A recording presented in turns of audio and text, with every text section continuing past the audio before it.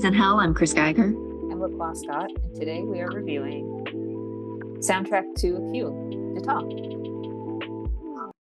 This looks so interesting in the trailer. Yes. Yeah. I thought there would be like more about the musical elements and like the musicians. And I mean, it was like a Trojan horse, but the film was great. So I haven't seen very many documentaries this year. I agree. I think going in, I thought there would be more about the music, or that maybe it was going, because I don't know anything about this time period or any of the political things that were happening back then. So I thought I would learn something about that, but I also thought that it would tell me like, oh, all these musicians were involved in like the political movement, and they were going to Africa, and they were like having concerts or getting involved somehow, or there was like a spy, but none of that happened. So I was like, oh, well, I don't know what I thought the movie. I guess I thought it would be more. It was advertised as like a spy thriller kind of expose, and to be fair, one of the documentaries that I have watched recently was Navalny, which won, I think, a couple years ago for best documentary, and that one does have a lot of like moments where you're like, oh, like what? And I didn't feel like that happened in this. Now, to be fair, I saw it in the theater, and it was a theater full of people who were older than I am, and they were very noisy. Oh, but noisy in a way, like I think the person next to me was ill, and she was coughing and like making a lot of like sounds, and then the person on the other side of death kept laughing inappropriately. Like there would be times when they would be very serious in the movie, and then the couple next to us would be laughing. And oh my goodness. like, everyone needs to shut up. And it was also very long. So I felt Yes, like it was long. it was very long. I was trapped next to someone who I'm pretty sure was ill. And then people were laughing inappropriately. And there was someone behind us rustling in their popcorn like a lot, which we found out later was one of the people that they had invited to be on a speaker panel after the movie. So I think because she had already seen the movie the night before, because they played it for 2 nights and she was on the panel the night before, I think she was just kind of like bored and not really like engaged. And so she was just rustling around her popcorn to keep herself awake. Oh my gosh, that's so unfortunate. Yeah, when we saw this film at the film forum earlier this month, but I have a friend of mine who had seen this at BAM a couple months ago, actually. So when we did see it at Film Forum, it was completely sold out. All screenings of it were sold out to the point where there was a line like down the street because there's no assigned seating. Sure. So it was like first come, first serve. So when we did get to go see it, it was full to the point where there were open seats, but people can get to their seats. So they just stood, which is actually in violation. So you can probably scrub this from. but it was just like, yes, it was very long. I love the archive footage, and I am sure that it's so hard to get information about what exactly happened in the Congo and it's just a travesty. But I also found that with the African American jazz musicians of the 60s and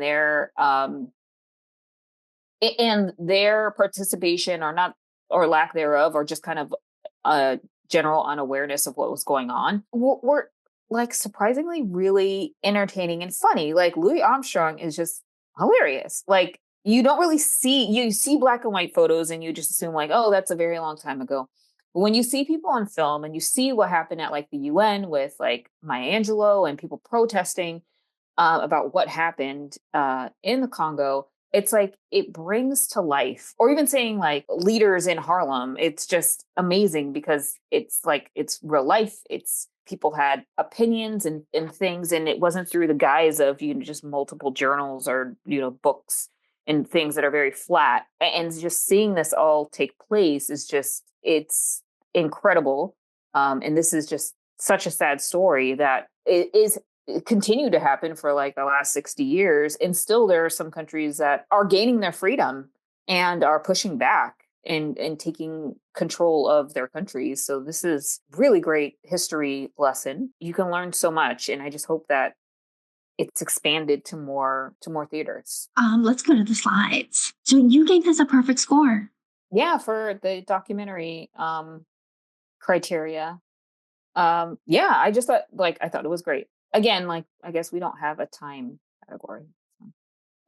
Right. Yeah. I mean, I did think it was interesting. I gave it points off because of the time. Like, it was long. I liked the editing. I thought they did a good job of like cutting footage together. But as the movie went on, I felt like some of the footage maybe was less related to the primary theme.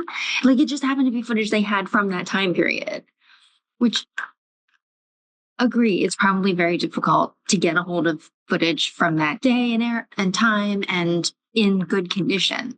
So props to them for getting that. But I felt like the weaving into the story was maybe where it was lacking. Yeah. So, do you have anything to plug in this episode? I have to think about documentaries because I haven't seen many last year. I think it was just one. I saw this movie this year. It was from last year. But yeah, there was just one other. So yeah, it's a crowded space in theater currently. It is, and the documentaries don't often get there. It's very true. Or it's a very short period of time. What are you looking forward to? So I saw The Room Next Door. That was really good. There's a bunch of stuff coming out. Mickey 17. I saw a trailer for that yesterday again. That looks awesome. They're doing an anniversary showing of Hellraiser. And also there's a local theater here doing a retrospective of David Lynch movies. So that'll be fun. There's a bunch I haven't seen. I do feel like the ones that I have seen, I could use a revisiting because I would probably didn't understand them the first time I watched them anyway. So perhaps watching them again as like a few years later might help with that. It might not, but there's only one way to find out. Well, I mean, you could just be like, since you already seen it, and it's like, okay, well, I feel like there's not much to gain here afterward. You just be like, whatever, I'm done. Now that movie Love Me is coming out or is out maybe already with Kristen Stewart and Steven Yeun. Oh, I think I don't want to see a trailer, but an advertisement for it. I don't know when it's coming out. I think I'm going to try to see it. It's out here this weekend, so I'm going to try to see it next week. I don't know if it's going to be good though, or if it's going to just be very, I don't know. I can't tell. So I'll let you know, but I'm looking forward to that. I'm going to see Sing Sing this weekend too. That's back out in theaters. So I missed it the first time, but good news. I have a second chance. And then Love Hurts is also out next weekend, which is the Ke Kwan movie with Ariana DeBose. Mm-hmm. Yep. And that looks fun and straightforward. Like, that looks like a fun, straightforward, action, campy movie. I am not expecting it to rock my world, but it's going to be entertaining. So they're both Oscar winners too. I think it's from like the same. No, not the same year. 1 year after the other. I saw Companion last night. Ooh. And I think I'm gonna see a independent film that literally is only out in New York and LA. A friend directed it. A friend of a friend directed it. It's only out for 1 week in LA and New York.